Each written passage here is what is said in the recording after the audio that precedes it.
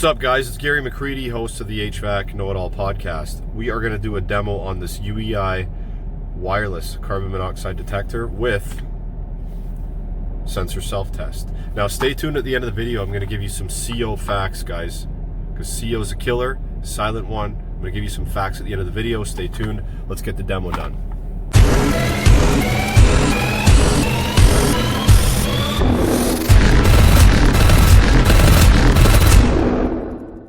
This video is brought to you by Harago.com, a trades-only platform helping you find the right job or the right candidate. Harago.com, best in trade. So the tool is quite compact, fits in my hand, not a problem. It's got a clip on the back so I can slide it right into my pocket like that or on a belt with no issues. So I'm going to urge you guys to read the manual of every tool you use because it has important information. Too many techs read manuals, and guess what? They blame the tool when it doesn't work because they haven't taken the opportunity and the time to read about how the tool is supposed to work. So there's general specs here, okay? Operating temp, 32 to 104 degrees Fahrenheit. We're not going to go through all of them. Operating humidity, okay, that's important. Less than 80%. Okay, it's got 3 AAA batteries, a range of 1 to 999 ppm. It's got an accuracy of plus or minus 3% or plus or minus 2 ppm, which is ever greater. Okay, we got a free app here, guys, which is very cool. Android or iPhone. Now we flip to the back here. We got some more stuff here. LED indicator. Now that's pretty cool. 0 to 1 ppm is a white flashing LED. 2 to 9 is green. 10 to 34 is blue. And above 35 flashes red.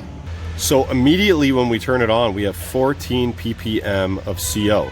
Now we're in an old warehouse. There's a lot of fork trucks driving around. There's transport trucks outside idling. And here, like I said, there's the light flashing blue because we're in that range. On the top, we have a speaker. Okay, so when we get to 35 ppm, this thing's going to alarm through the speaker.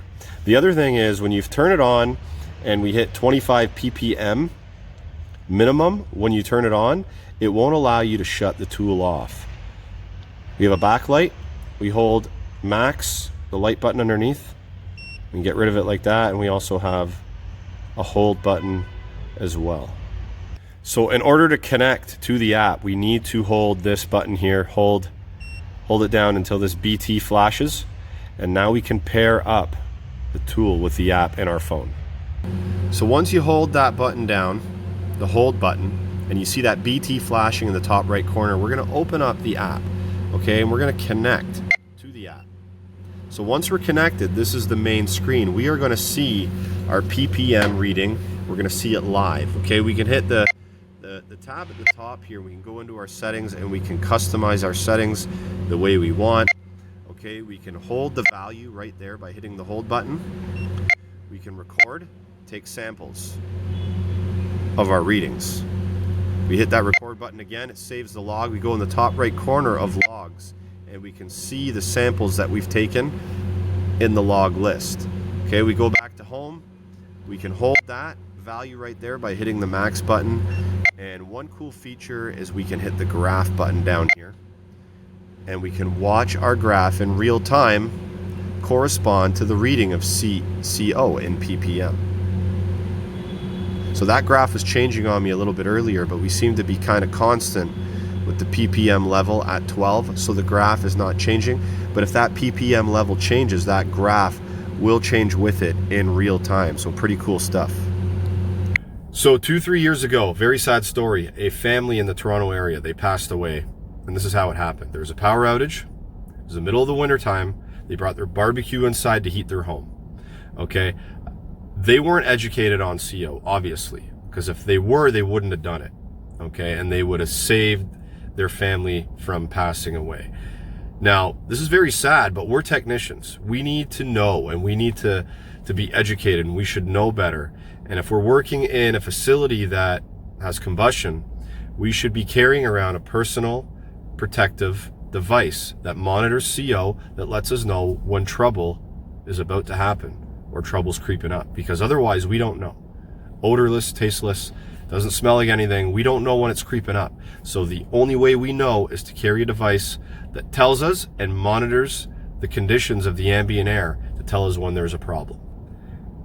Okay guys, I'm on a website called detectcarbonmonoxide.com. Now I'm going to scroll down to this chart because it's got some important information on it, some numbers and some health effects that pertain to CO. Down the one side I have the CO reading in parts per million, and on the other side I have the health effects. So when I read out the CO, it's going to be read in ppm, parts per million. Okay, so 0, we don't have a problem.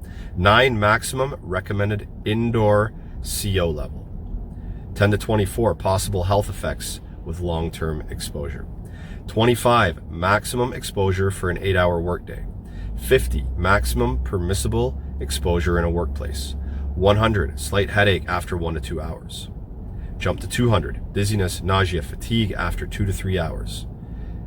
400, headache, nausea after 1 to 2 hours, life-threatening after 3 hours, okay? We jump up to 1,000, loss of consciousness after 1 hour of exposure. 1,600, headache, nausea, dizziness after 20 minutes, death within 1 to 2 hours.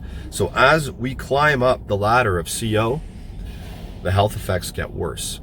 That's why it's very important for you as a technician working in mechanical rooms, boiler rooms, around combustion, to have a personal protective device that's going to monitor CO and let you know when trouble arises. Thanks for watching the video, guys. I'm out. Happy HVACing.